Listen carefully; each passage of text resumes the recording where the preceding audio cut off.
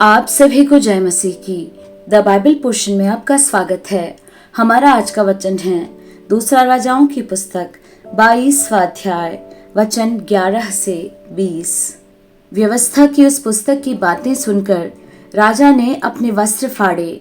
फिर उसने हिल्किय्याह याजक, शापान के पुत्र अहीकाम, मीकायाह के पुत्र अकबोर, शापान मंत्री और असाया नामक अपने एक कर्मचारी को आज्ञा दी, यह पुस्तक जो मिली है उसकी बातों के विषय तुम जाकर मेरी और प्रजा की और सब यहूदियों की ओर से यहोवा से पूछो, क्योंकि यहोवा की बड़ी ही जलजलाहट हम पर इस कारण भड़की है कि हमारे पुरखाओं ने इस पुस्तक की बातें न मानी कि जो कुछ हमारे लिए लिखा है उसके अनुसार करते। हिल्किय्याह याजक और अहीकाम, अकबोर, शापान और असाया ने हुल्दा नबिया के पास जाकर उससे बातें की। वह उस शल्लूम की पत्नी थी जो तिकवा का पुत्र और हरहस का पोता और वस्त्रों का रखवाला था, और वह स्त्री यरूशलेम के नए मोहल्ले में रहती थी।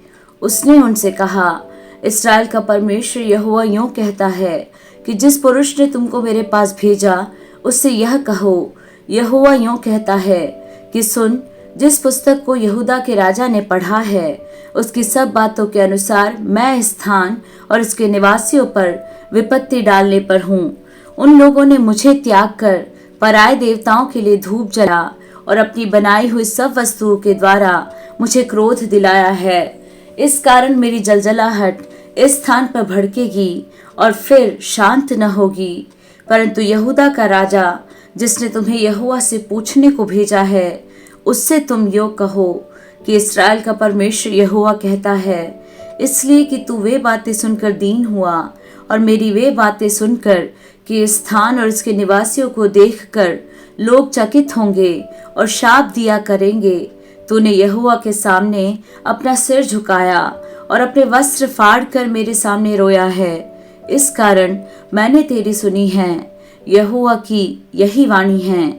इसलिए देख, मैं ऐसा करूंगा कि तू अपने पुरखाओं के संग मिल जाएगा और तू शांति से अपनी कब्र को पहुंचाया जाएगा, और जो विपत्ति मैं इस स्थान पर डालूंगा उसमें से तुझे अपनी आंखों से कुछ भी देखना न पड़ेगा।